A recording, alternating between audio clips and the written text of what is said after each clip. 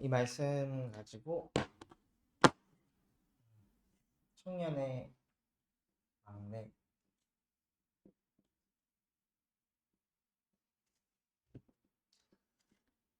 기다림이라는 제목을 붙잡고 예배하도록 하겠습니다.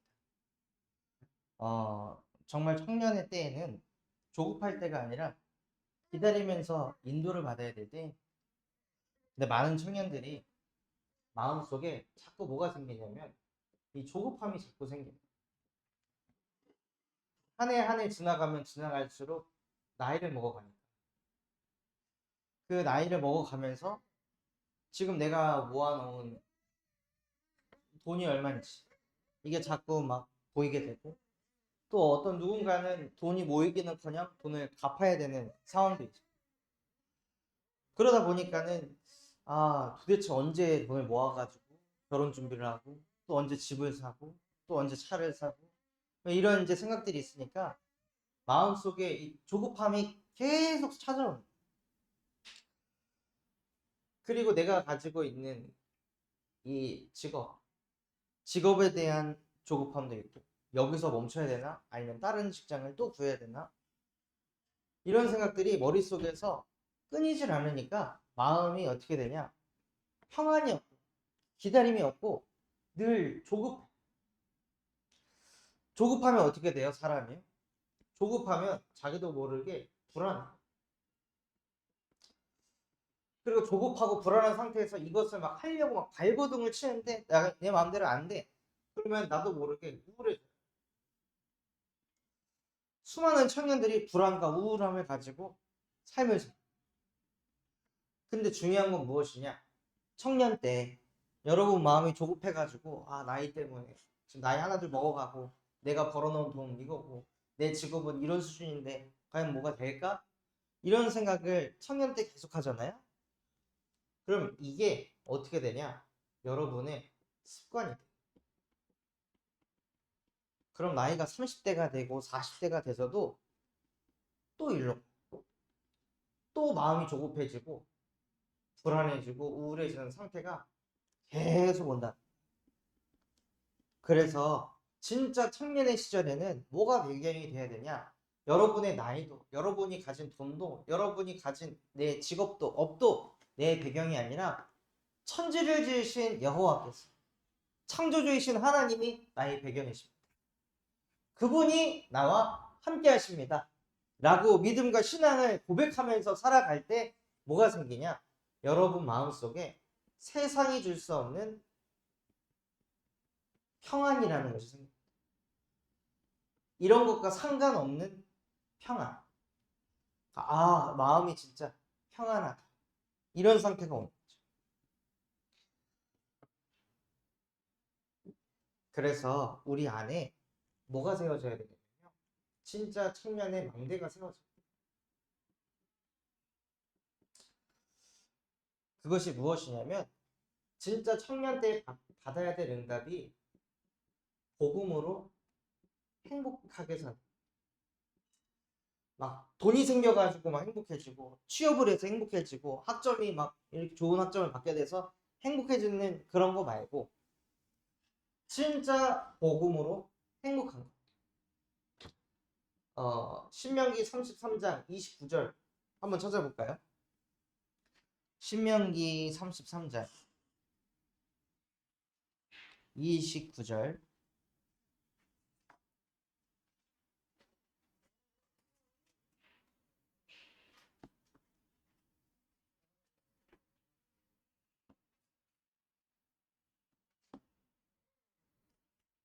신명기 33장 29절 말씀.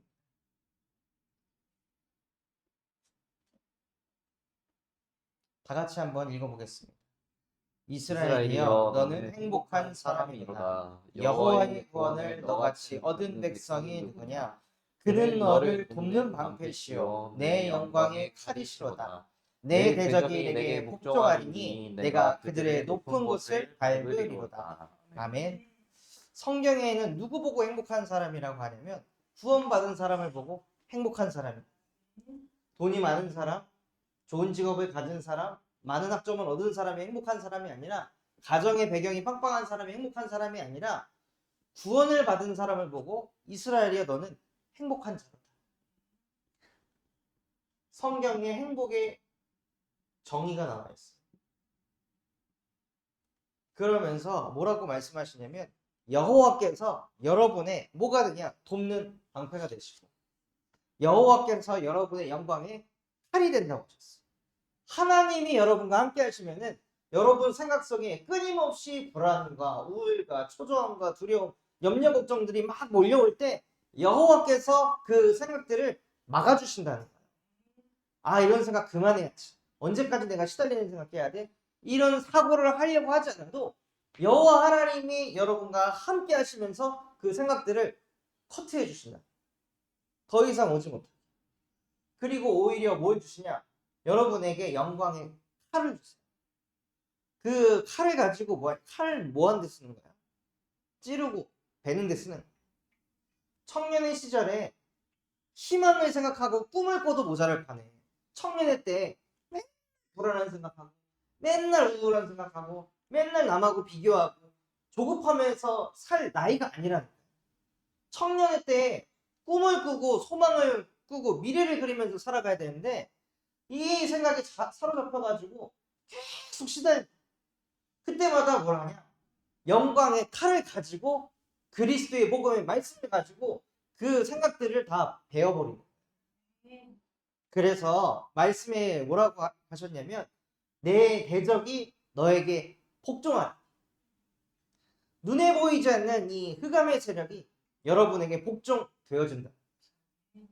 그래서 진짜 우리 청년들이 무슨 기도 제목을 가져야 되냐면 하나님, 진짜 내가 다른 것으로 행복하지 않게 하시고 하나님이 나와 함께 한다는 것으로 행복한 인생이 되고 싶습니다. 그래서 그것을 실제 누린 사람이 빌립보서 4장 11절에서 13절에 보면 진짜 복음으로 행복하니까 어떤 상태가 되냐면요. 나는 풍부에 처할 줄도 알고 비천에 처할 줄도 안다. 또는 나는 배고플 줄도 알고 배부를 줄도 안다. 가난해질 수도 있고 부유해질 수도 있다. 그 어떤 것도 나는 다 당할 수 있다. 하나님이 나와 함께 하신다. 무슨 뜻이냐면요. 하나님이 함께 한다고 문제가 없어진다는 게 아니에요. 하나님이 함께 하시니까 나는 문제를 당해도 상관없어. 하나님이 함께 하시니까 나는 외로워도 상관없어. 하나님이 함께 하시니까 나는 가난해져도 상관없어. 그것과 상관없이 나는 내게 능력 주시는 자 안에서 모든 것을 할 수 있습니다. 이게 진짜 복음으로 행복하지. 저도 청년 때 이 응답을 너무 받고 싶어요. 하나님, 누가 나 인정 안 해줘도 나 행복하고 싶고, 누가 나 관심 안 가져주고, 누가 사랑 안 해줘도 진짜 행복을 누리는 사람이 되고 싶습니다. 나 좀 사랑해줘, 나 좀 사랑해줘 하고 남들에게 구걸하고 관심 받기 위해서 막 사람 눈치 보고 막 계산하고 이거 나 그만하고 싶어요. 그것과 상관없이 하나님이 나와 함께 한다는 것만으로 행복한 인생 되고 싶습니다. 지금도 이걸 붙잡고 기도합니다. 그래서 우리 청년들이 꼭 이 응답받기 전에 이것이 기도 제목이 됐으면 좋겠어요. 그러려면요. 뭐가 돼야 되냐? 복음이 내 것으로 돼. 복음이 내 것으로 되려면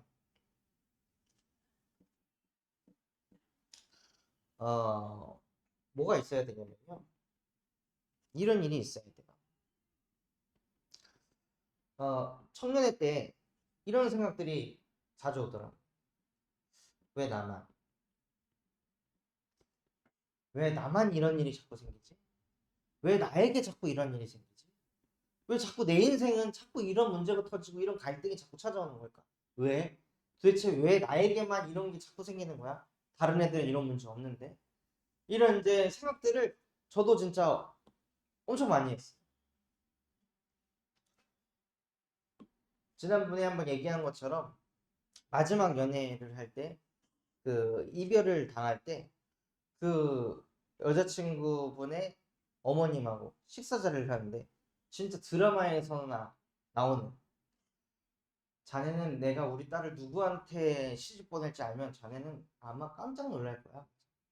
아, 어떤 사람한테 보내려고 하셨는데요?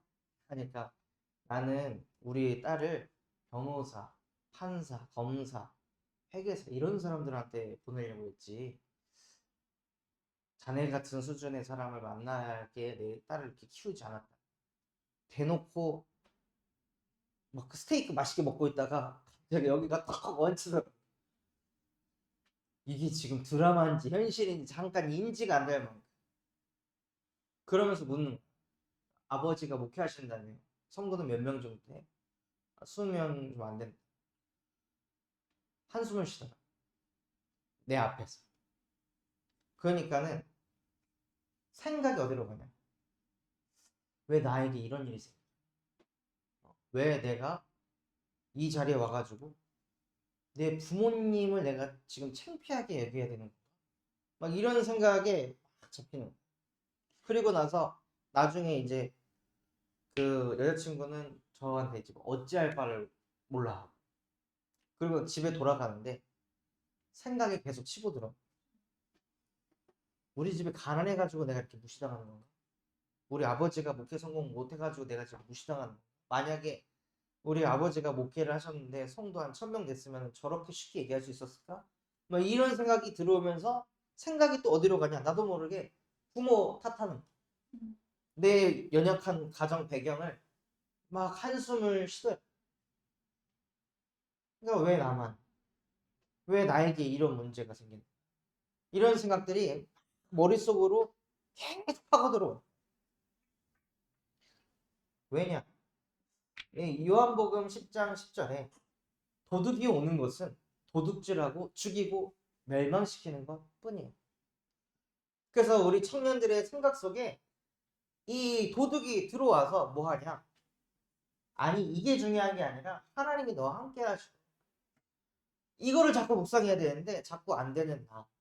지금 안 좋은 내 현실, 상황, 이거를 계속 파고들고 생각하게 해가지고 이 흑암이라는 존재가, 이 사단이라는 존재가요, 우리의 영혼을 죽음으로 내몬다. 그러니까 우울증이 올 수밖에 없는. 그래서 하나님께서는 무엇을 하셨냐? 자꾸 왜 나만? 아니, 왜 나에게만 자꾸 이런 문제가 생겨? 계속 이런 생각 속으로 집어넣고 있었는데, 그때 무엇을 하셨냐? 창세기 3장 15절.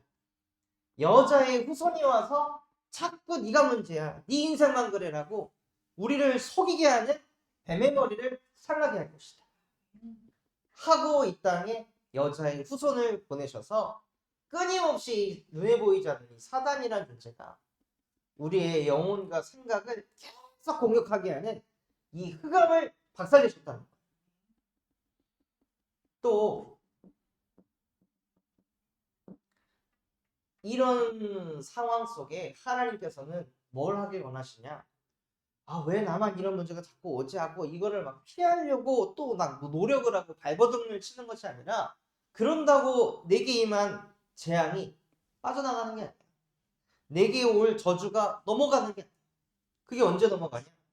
내 안에 6월절 어린 양의 피를 받을, 예수 그리스도의 복음을 고백하고 선포할 때 우리도 모르게 내 인생에 임할 저주와 재앙이 넘어가기 시작합니다. 또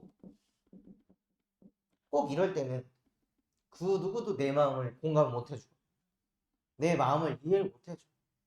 이거를 뭐 가까운 친구한테 얘기를 해도 실제 내 깊은 속마음을 얘기를 하다가 거의 막 탁 막히죠. 야, 그냥 잊어. 그냥 술이나 먹자. 야, 그냥 놀자.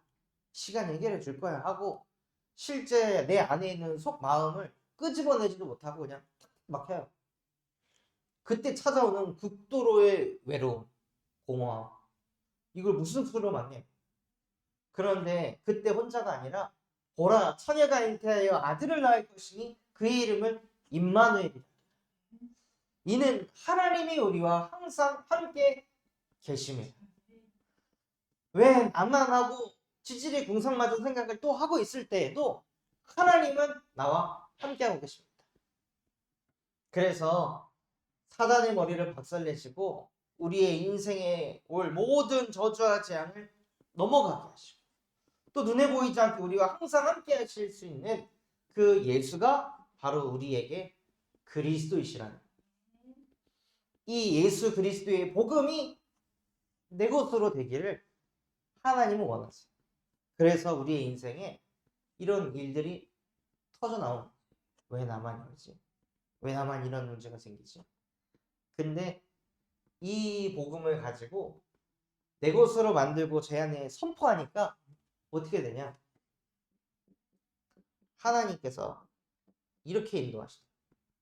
내가 너를 사람을 낳는 어부가 되게 할 것이다.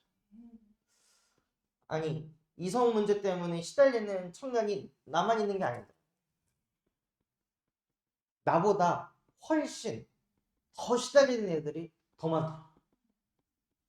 극단적인 선택을 하려고 하는 청년도 만나게 하시고 그 문제 때문에 완전히 삶이 무너져가지고 아무것도 못하는 청년도 만나게 하시고 그래서 오히려 하나님께서는 왜 나만 자꾸 이런 문제가 생기지? 라고 생각했는데 그게 아니라 내가 그리스도의 복음으로 치유받아서 또다시 나와 같이 이 생각 속에 잡혀있는 수많은 청년 살리라고 하나님의 나를 전도자로 부르셨구나. 이게 제 마음에 가슴에 담기게 하십니다. 그래서 우리 청년들이 꼭 알아야 될 게 뭐냐면요. 나만 힘든 거 아니라 나만 그 문제 가지고 있는 거 아니라 나만 지금 어렵고 나만 배경 없고 나만 빚을 갚아야 되고 나만 열심히 일해야 되는 게 나만이 가지고 있는 문제가 아니다. 수많은 청년들이 그 문제 속에 빠져서 살아요. 그래서 하나님은 먼저 우리 청년들을 그 속에서 건져내셔가지고 내가 너랑 함께 할 테니까 너와 똑같이 그 문제에 잡혀가지고 무너지는 수많은 청년들을 이렇게 세워라. 내가 너를 전도자로 쓸 것이다. 하고 하나님께서 저와 여러분을 부르셨습니다. 그래서 이 말씀을 이 복음을 무엇 하시냐? 묵상하십니다. 이 복음의 말씀을 묵상하면 히브리서 4장 12절 하나님의 말씀은 살아있고 활력이 있어서 좌우 날선 어떤 것보다도 예리한 우리의 영, 혼, 관절, 골수 모든 것을 찔러 쪼개기까지 합니다. 우리의 마음과 생각과 뜻을 판단합니다. 그러니까 이 말씀들을 계속 여러분이 묵상을 하면 여러분의 이 어떻게 보면 이 정신 세계가 있을 거 아니에요. 이 복음의 말씀을 들으면은 그냥 여기에 박힐 거예요. 여기에 박히는데 이 박힌 말씀을 가지고 여러분이 묵상을 하게 되면 이게 점점 밑으로 깊어진다. 말씀. 내 깊은 곳까지 들어. 그럼 어떻게 되냐? 이 정신 세계를 바다라고 비유를 한다. 이 복음의 말씀이 이 심연 깊은 곳까지 여러분의 영혼 깊은 곳까지 내려가면 무슨 응답을 받을 수 있냐? 바다 위의 표면에서 여기에서 태풍이 불어도 아무리 비바람이 몰아치고 이 바다 표면에서 허리케인이 돌아도요. 심연은 고요합니다.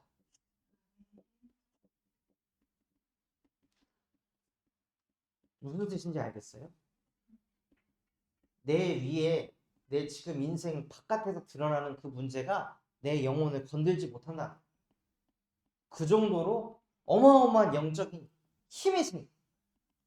그런데 이 복음을 묵상하면서 복음의 말씀이 여러분의 이 정신의 심연 깊은 곳까지 내려가질 않으면 자꾸 누가 뭐 한 소리 하면 그거 얻어버려. 누구랑 누가 막 어디 취업했다 그럼 나는 아직 취업 못했는데 거기 또 막 시험 들고 누가 막 얼마 모았다 그랬는데 나는 그거보다 택도 없이 뭐 못 모았어. 그러면 괜히 거기서 막 비교의식 생기고 나는 지금 막 놀러 갈 수 있는 그런 환경이 누가 막 해외여행 갔다 왔다 그러면 괜히 막 마음이 그렇고 왜 그러냐? 이 복음의 말씀이 내 영혼 깊숙한 곳까지 뿌리내리지 못했다. 그래서 진짜 혼자 있는 그 시간에 맨날 이 생각하면서 조급함 속에, 불안 속에, 우울함 속에서 사는 게 아니라 복음의 말씀을 깊이 묵상하는 깊이 있는 청년이 되시길 바랍니다. 그러기 위해서는요, 시간을 재창조해요. 어떤 시간을 재창조해야 되냐? 나의 시간. 다 시간을 나의 시간으로 써. 누가 그랬냐면 열왕기하 18장 13절에서 16절에 보면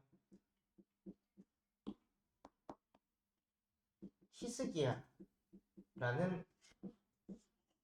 왕이 나옵니다.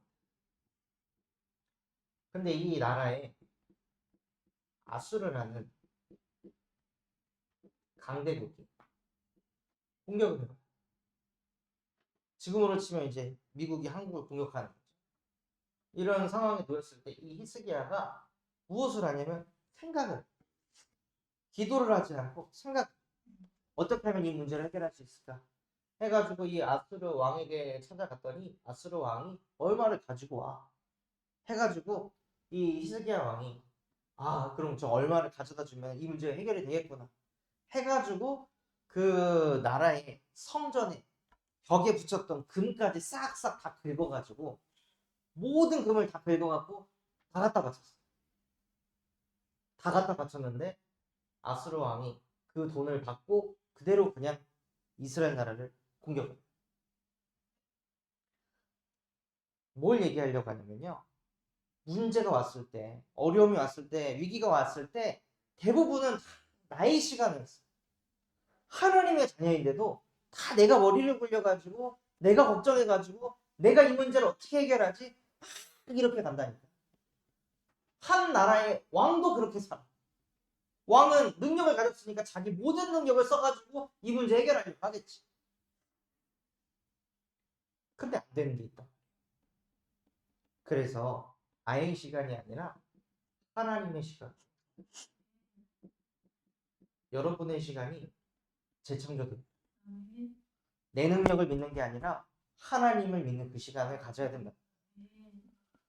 그래서 이 히스기야 왕도 하나님을 믿는 사람. 근데 처음에 문제 오자마자 자기 머리 굴리다가 뭘 해도 안 돼. 이것도 해도 안 돼. 저것도 해도 안 돼. 무슨 수를 써도 이 인생의 문제가 풀리질 않아. 그러니까 무엇을 하냐? 그때 당시에 이사야라는 목사님을 찾아가서 목사님한테 말씀 딱 받아가지고 그 말씀 붙잡고 무릎을 꿇고 받은 말씀을 펴놓고 벽을 보고 하나님께 기도해. 그룹들 위에 계신 하나님. 만주의 주제이시여 당신께서 내 기도에 들으셔서 내게 응답하여 주시옵소서 하고 나의 시간을 갖는 게 아니라 하나님의 시간을 하나님께 기도하는 그 시간을 통해서 히스기야가 계속 하나님께 부르짖고 기도하니까 하나님이 무엇을 하시냐? 하나님의 능력을 나타내십니다.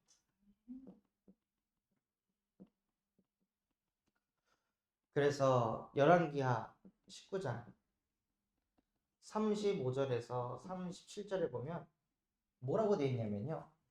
그 밤이 어떤 밤이냐? 히스기야가 그 밤을 나의 시간으로 보내지 않고 하나님의 시간으로 보내는 그 밤. 주의 사자가 아수르 군사가 있었던 18만 5천 명의 어마어마한 대군이죠.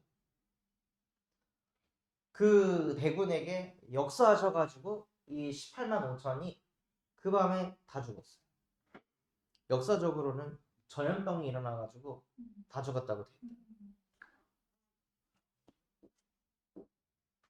그래서 아니 한 나라의 왕도 하나님 앞에 무릎 꿇고 기도하는 저와 여러분은 무엇을 해야 되겠습니까? 진짜 나의 시간을 갖는 게 아니라 하나님의 시간을 갖고 하나님께 기도하시길 바랍니다.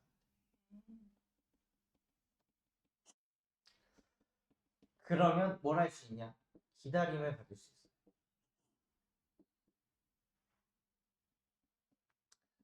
아, 어떤 기다림을 가질 수 있냐면요. 오늘 읽었던 말씀에 보면 부엘라 헤로이라는 곳에서 이삭이라는 청년이 묵상을 하고 있었어요. 이곳이 무엇이냐? 나를 살피시는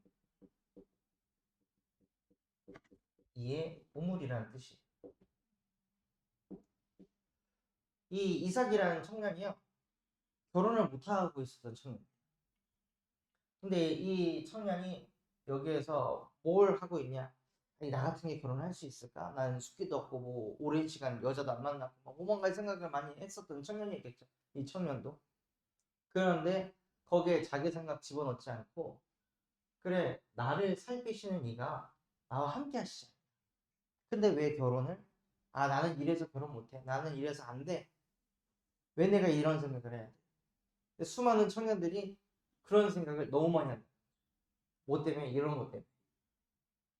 나 나이도 이렇고, 내가 가진 돈도 이렇고, 내 직업도 이런데, 또 내 성격도 이런데, 내가 무슨 누구를 책임질 수 있고, 가정을 꾸리고, 아이, 나는 아니야.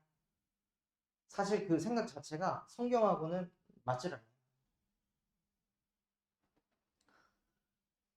그리고, 상상을 해보시면은, 정말 이 장면이 엄청 드라마 같고, 영화 같은 장면이에요. 이삭이라는 청년이 이 부엘라 헤어리에서 해가 저무는 그때 앉아가지고 눈을 감고 묵상을 하다가 소리가 들려서 눈을 착 떴는데 어떤 여자가 낙타를 타고 일로 나에게 다가오고, 지금 그러한 장면인 거예요. 그런데 그 다가오다가 어느 정도 왔을 때 그 리브가라는 여자 청년이 내려서 종에게 물어보고, 저 사람 누구냐 하니까, 아, 내가 섬기는 이 주인이십니다 하니까, 리브가라는 여자 청년이 무엇을 하냐면 자기 얼굴을 마스크로 이렇게 해서 가려요. 왜 그랬을까요? 외면이 아닌 내면을 볼 수 있는 사람인지, 그걸 보려고 했다. 이 여자친구. 그래서 딱 왔을 때 이 이삭이, 아니 여기에서 그냥 갑자기 데리고 온 게 아니라 자기 아버지가 자기 종한테 시켜가지고 우리 아들 며느리감 좀 찾아와 라는 미션을 받고 갔답니다. 그럼 당연히 이삭이라는 청년은 그걸 가지고 기도를 하고 있었겠죠. 기도를 하고 기다리고 있는데 왔어.